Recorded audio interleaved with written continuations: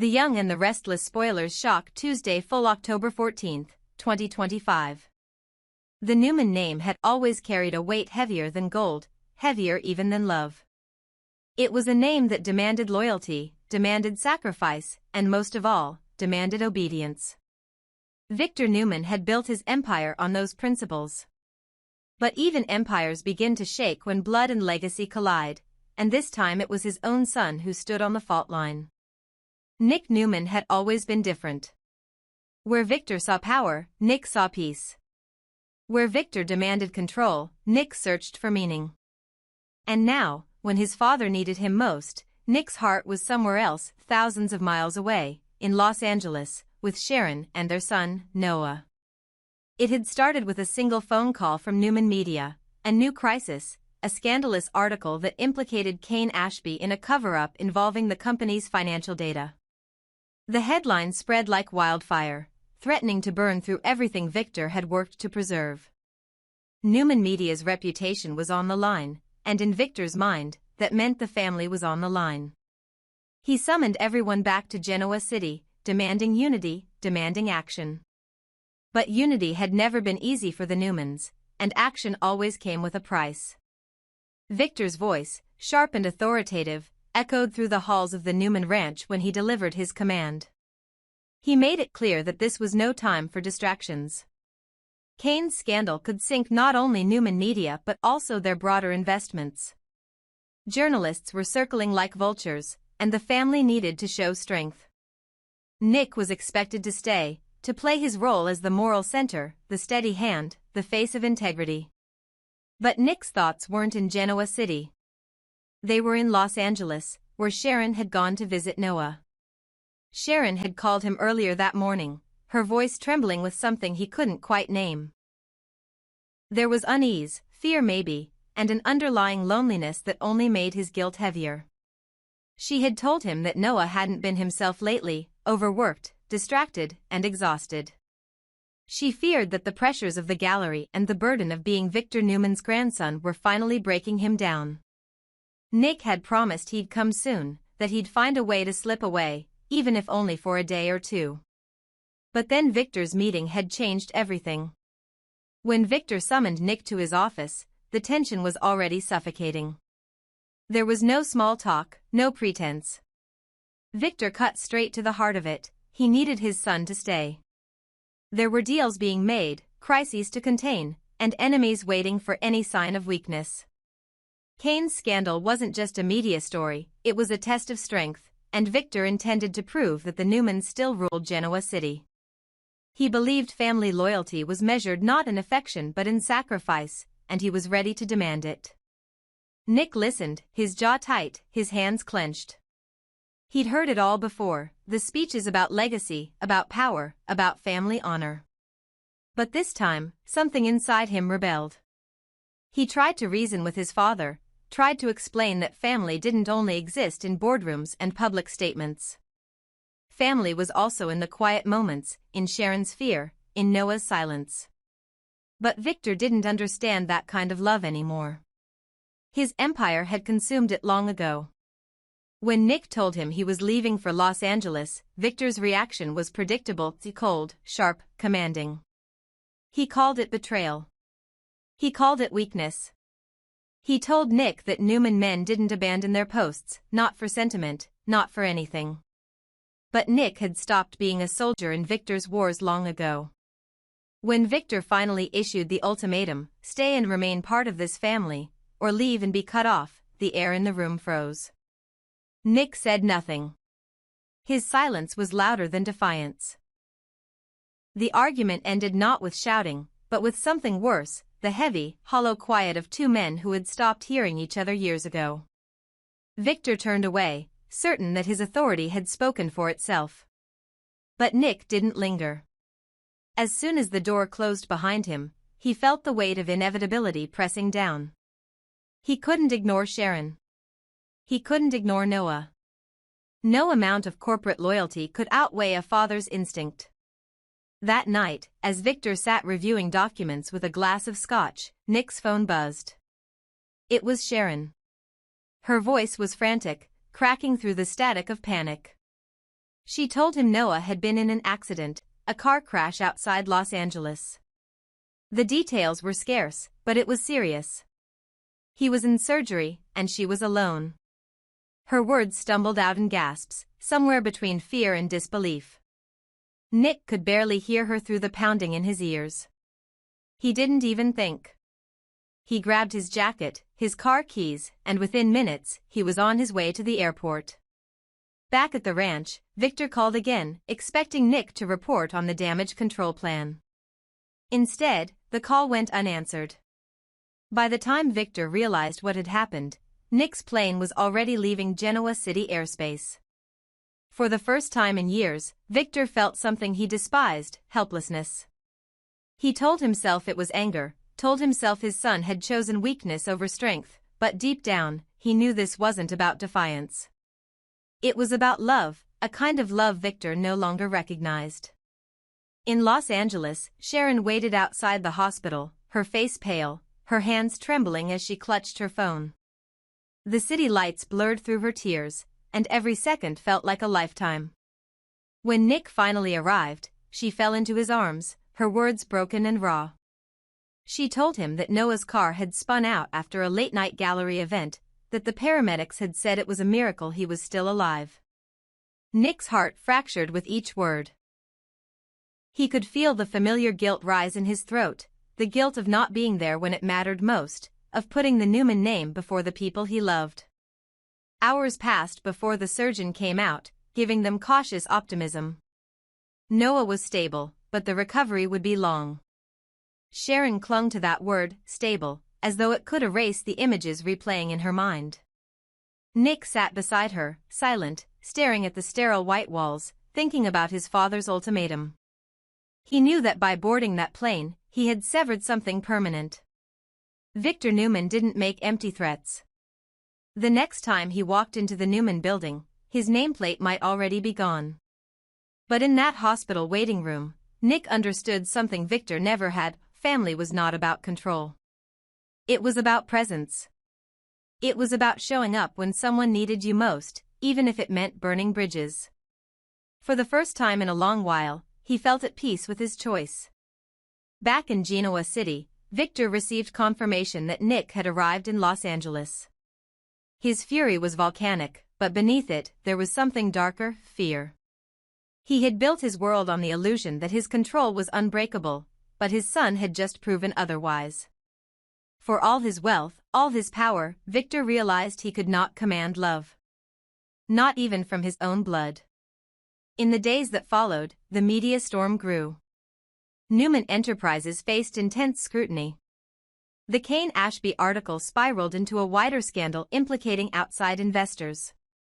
Victor tried to contain the damage, but every decision felt heavier without Nick's steady presence.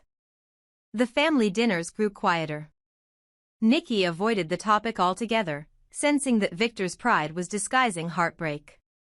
Meanwhile, in Los Angeles, Sharon and Nick spent sleepless nights by Noah's bedside. The beeping of hospital monitors became their rhythm, the antiseptic air their reminder of fragility. They spoke little, their silence said everything. Sharon's eyes carried gratitude and sorrow, Nick's, exhaustion and resolve. Together, they found strength in what Victor would have called weakness, the act of caring without condition. When Noah finally opened his eyes days later, the relief was overwhelming. Sharon wept quietly, her tears falling onto his hand. Nick smiled through his own, whispering promises that things would be different. But deep down, he knew the cost. He had defied his father's will, and Victor Newman never forgot betrayal. Back in Genoa City, Victor watched the news of Noah's recovery from his office. He didn't call. He didn't send a message. Instead, he sat in silence, staring at a photograph on his desk, one taken years ago, when his children were still young, before ambition had divided them. For a fleeting moment, he wondered if he had lost sight of what it meant to be a father. But the thought was fleeting, swallowed by pride.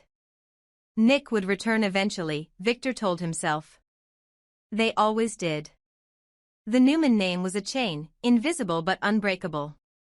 But what he didn't realize was that this time, something in Nick had truly changed. The man who came back to Genoa City would not be the obedient son anymore. He would be someone who had finally learned that power and love could never coexist under the same roof. And so the ultimatum, once meant to control, became the very thing that set his son free. Cain Ashby had always been a man caught between redemption and ruin. He had made mistakes, the kind that tore reputations apart and left scars that power could not erase, but there was something about him that refused to die quietly. Genoa City might have turned its back on him once, but he was not the kind of man who disappeared without rewriting his story. That was why, when he returned to town, he came not as a victim but as an architect of something new, something that would test every person who had ever doubted him. At the center of his new plan stood Phyllis Summers, a woman whose brilliance matched his own in both creation and destruction. Cain had studied Phyllis for weeks before approaching her. He knew her patterns, her fears, and her deepest hunger, the need to be seen, to be relevant, to matter again after years of being dismissed as unstable, unpredictable, or past her prime. She had always been the woman who burned bridges just to prove she could build new ones faster than anyone else. Cain saw opportunity in that chaos. To execute his vision, a new digital platform designed to expose corporate corruption while quietly rebuilding his own empire, he needed someone like Phyllis, someone who could manipulate systems and people with equal ease. But to make her follow his lead, he would have to do what no man had ever succeeded in doing, he would have to earn her trust. Phyllis didn't trust easily. She had been betrayed by lovers, partners, and even her own instincts. When Cain first approached her with the proposal, she laughed in his face, dismissing it as another man's fantasy of control. But Cain wasn't offering control. He was offering power, shared power, disguised as collaboration. He told her he wanted her to be the creative force behind his new venture, that together they could build something the Newmans and Abbotts would fear. And for the first time in a long time, Phyllis felt intrigued. Their early meetings were tense, almost combative, but that tension was exactly what Cain wanted. He began subtly shaping her confidence, making her believe that she was the one in charge. He praised her instincts, allowed her to challenge him, even staged moments of vulnerability, small confessions about his failures, his doubts, his loneliness. It was a calculated psychological game. He knew Phyllis responded to authenticity, or at least the illusion of it. Slowly, she began to let her guard down. She told herself she was only playing along, that she was the one manipulating him, but deep down, a dangerous kind of trust was forming. Cain wasn't lying when he said she was brilliant, he was lying when he said he needed her only for business. What he needed was her chaos, her unpredictability, because in Genoa City, chaos was the only force strong enough to destabilize the giants.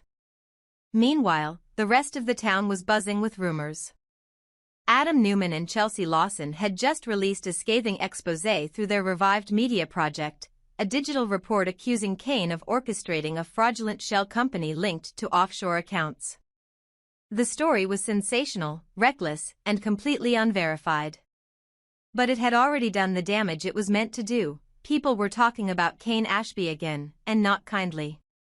When he walked into society that afternoon, the whispers followed him like smoke. He didn't flinch. He had come to confront them directly.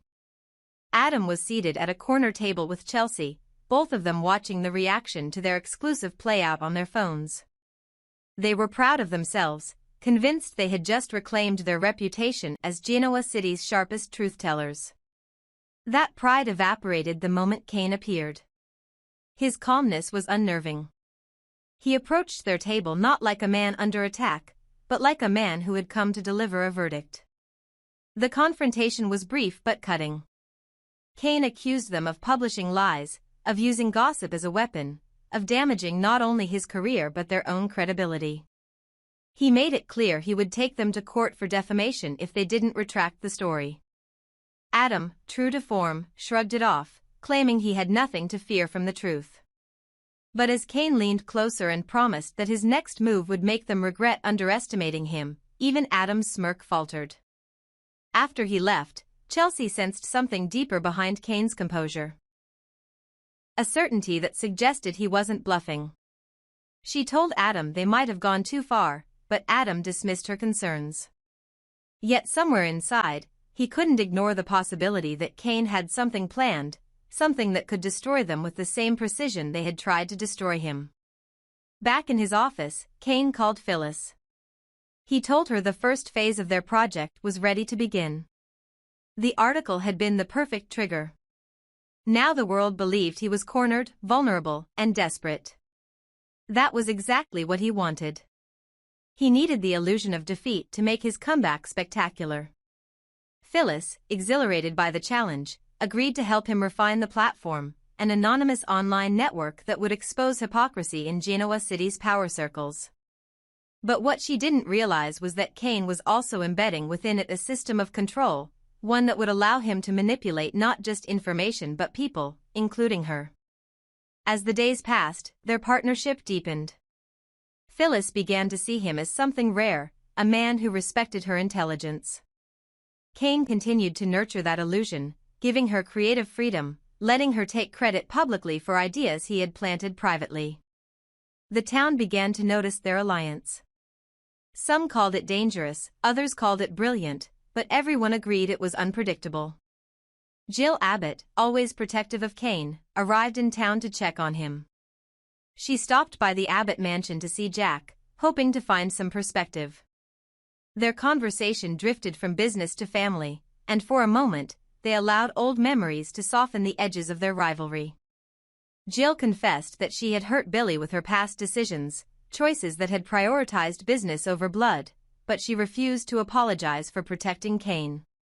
She insisted that Kane wasn't out for revenge, that the fire in him wasn't bitterness but purpose. Jack listened carefully, unconvinced but unwilling to argue. Jill had always been fiercely loyal to those she loved, and Kane was no exception. When she left Jack's office, Jill called Kane, urging him to stay careful, to remember that sometimes power gained too quickly becomes poison. Kane listened politely, thanking her for her concern, but his mind was already elsewhere. He was watching Phyllis across the room, typing on her laptop, her expression fierce with focus. She had no idea how deeply she was already part of his plan.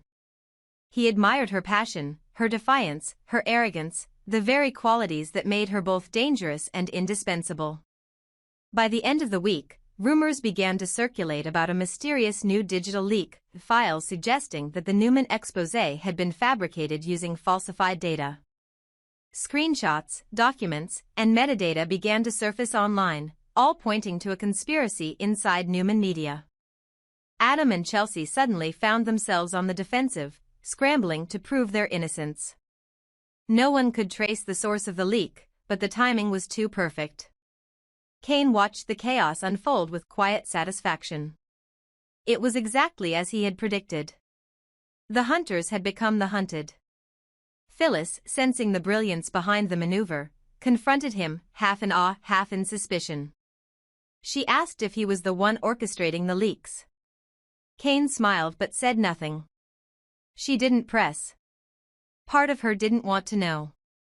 The truth was intoxicating but dangerous, and she was already too invested to walk away.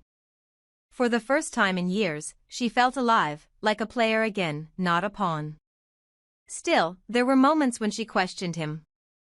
At night, when she sat alone in her suite, she replayed their conversations, searching for cracks in his charm.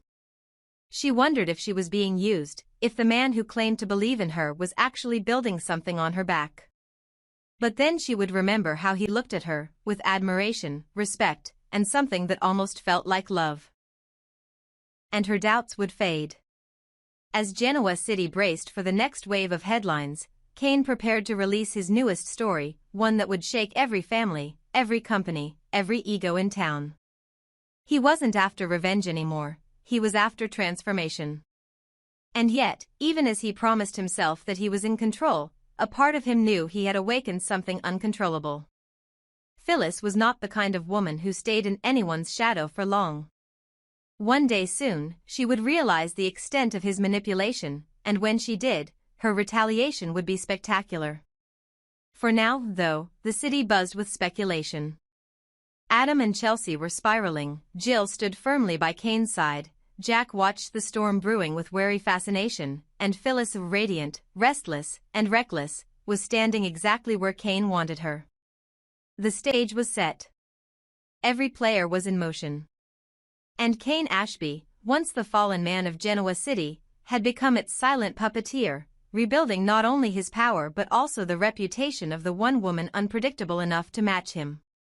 What neither of them realized was that in a town like Genoa City, alliances built on manipulation never last.